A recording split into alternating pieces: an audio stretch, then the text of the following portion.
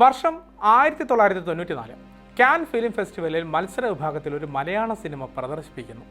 അന്നത്തെ കാലത്ത് ഒരിക്കലും സാധ്യമല്ലാത്ത ഒന്നെന്ന് പലരും വിലയിരുത്തിയിരുന്ന ഒരു കാര്യമായിരുന്നു അത്. എന്നാൽ അത് സംഭവിക്കുകയാണ്. ഷാജി എൻ കരുൺ എന്ന അതുല്യനായ സംവിധായകന്റെ രണ്ടാമത്തെ സംവിധാന സൃഷ്ടി സ്വം കാൻ ചലച്ചിത്രമേളയിൽ മത്സര വിഭാഗത്തിൽ ഉൾപ്പെട്ടിരിക്കുന്നു. ആദ്യമായി ഒരു മലയാള സിനിമ മത്സര വിഭാഗത്തിലെത്തിയപ്പോൾ മലയാളികൾക്ക് അഭിമാനിക്കാവുന്ന ഒരു പേരായി ഷാജി എൻ കരുൺ മാറുകയായിരുന്നു.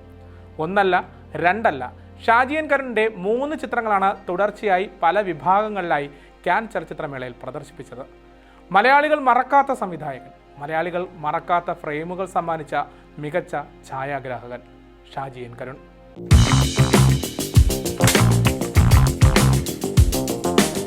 Cinema is a sculpture made out of time. ഒരിക്കൽ സിനിമകളുടെ കാലഘട്ടത്തിലെ വിടവുകളെക്കുറിച്ച് ഒരു അഭിമുഖത്തിൽ ഷാജി എൻ കരുൺ പറഞ്ഞ വാക്കുകളാണിത്.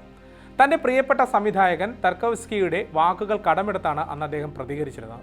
ആ വാക്യങ്ങൾ സൂചിപ്പിക്കുന്ന പോലെ തൻ്റെ സിനിമകളും കലാമികവിനാലും ആവിഷ്കാര മികവിനാലും കാലത്തെ അതിജീവിക്കുകയാണ്. കാൻ ഫിലിം ഫെസ്റ്റിവലിൽ മാത്രം ഒതുങ്ങുന്ന ഒന്നായിരുന്നില്ല ഷാജി എൻ കരുണിന്റെ ജീവിതം. ജി അരവിന്ദന്റെ ക്യാമറാമാൻ എന്ന നിലയിലാണ് പുതുതലമുറ സിനിമകളുടെ തുടക്കകാലത്ത് ഷാജി എൻ കരുൺ ശ്രദ്ധയിലെത്തുന്നത്. 1971 പൂനെ ഫിലിം ഇൻസ്റ്റിറ്റ്യൂട്ടിൽ ചേർന്ന 1975 മെഡലോടുകൂടി ഛായാഗ്രഹണത്തിൽ ഡിപ്ലോമ നേടുകയാണ്. തിരുവനന്തപുരം മെഡിക്കൽ കോളേജിൽ MBBSന്റെ പഠനം തുടരുന്നതിനിടയിലാണ് സിനിമാ പഠനത്തിലേക്കുള്ള ഒരു ചാട്ടം. അതൊരു ചരിത്രം സൃഷ്ടിക്കലിലേക്കുള്ള ചാട്ടം കൂടിയായിരുന്നു. പൂനെയിലെ പഠനം പൂർത്തിയാക്കി കുറച്ചുകാലം മദ്രാസിൽ ചെലവഴിച്ച് 1976 തിരുവനന്തപുരത്ത് തിരിച്ചെത്തുകയാണ്. സംസ്ഥാന ചലച്ചിത്ര വികസന കോർപ്പറേഷൻ ഫിലിം ഓഫീസറായി ജോലി പ്രവേശിക്കുകയും ചെയ്തു. ഇക്കാലത്ത് പ്രശസ്ത സംവിധായകനായ ജി അരവിന്ദനൊപ്പം ചേരുന്നു. കഥാസന്ദർഭങ്ങൾക്കനുസരിച്ച് വെറുതെ ക്യാമറ ചലിപ്പിക്കുകയായിരുന്നില്ല, മറിച്ച് കാണുന്ന പ്രേക്ഷകനിൽ സിനിമയുടെ മായിക ലോകം തീർക്കുക കൂടിയായിരുന്നു അദ്ദേഹം ചെയ്തത്. KG ജോർജിനൊപ്പവും MT വാസുദേവൻ നായർക്കുമൊപ്പം ക്യാമറ ചലിപ്പിച്ചപ്പോഴും മികച്ച ഫ്രെയിമുകൾ മലയാളികൾക്ക് കാണാനായി. ചലച്ചിത്രകലയെ ചിത്രകലയുമായി സന്നിവേശിപ്പിച്ച മനോഹരമായ ഫ്രെയിമുകളാൽ അദ്ദേഹത്തിൻ്റെ ക്യാമറ കലാനുഭവത്തെ പുതിയ തലങ്ങളിലേക്ക് ഉയർത്തുകയായിരുന്നു. പ്രേക്ഷകരും ആ തലങ്ങളിലൂടെ ഒപ്പം സഞ്ചരിച്ചു. ആദ്യ സംവിധാന ചിത്രമായ പിറവിയിലൂടെ പിറന്നത് അതുല്യനായ ഒരു സംവിധായകൻ കൂടിയായിരുന്നു. പിറവിയും സ്വമ്മും വാനപ്രസ്ഥവും മലയാളികൾ കണ്ട് അഭിരമിച്ചു. 70ഓളം ചലച്ചിത്രമേളകളിൽ പ്രദർശിപ്പിക്കുകയും 31 പുരസ്കാരങ്ങൾ നേടുകയും ചെയ്ത പിറവി മലയാള സിനിമയുടെ ലോക സഞ്ചാരത്തിൻ്റെ പിറവി കൂടിയായി മാറുകയായിരുന്നു.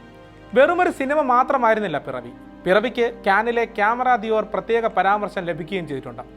വാനപ്രസ്ഥം അൺസേർട്ടൺ റിഗാർഡ് സെഷനിലും പ്രദർശിപ്പിക്കപ്പെട്ടിരുന്നു. സിനിമയെക്കുറിച്ച് വ്യക്തമായ കാഴ്ചപ്പാടുള്ള വ്യക്തി കൂടിയായിരുന്നു ഷാജി എൻ കരുൺ. ഇന്നത്തെ സിനിമകളെക്കുറിച്ച് അദ്ദേഹത്തോട് ഒരിക്കൽ ഒരു അഭിമുഖത്തിൽ ചോദിച്ചപ്പോൾ അദ്ദേഹം പറഞ്ഞ മറുപടി ഇങ്ങനെയായിരുന്നു: ഇന്നത്തെ സിനിമകൾക്ക് ലേയേഴ്സ് കുറവാണ്. വെറുമൊരു കൺസ്യൂമർ പ്രോഡക്റ്റായിട്ടാണ് നമ്മൾ അതിനെ കൺസീവ് ചെയ്യുന്നുള്ളൂ. ആ മൊമെൻറ്റ്, ഫീൽ ഗുഡ് എന്ന ആശയം, അതൊക്കെയാണ് പ്രധാനമാകുന്നത്. കാണുക, അത് കഴിഞ്ഞാൽ മറക്കുക. അതിനപ്പുറം സിനിമയ്ക്ക് ലൈഫ് ഇല്ലാതെയാകുന്നു.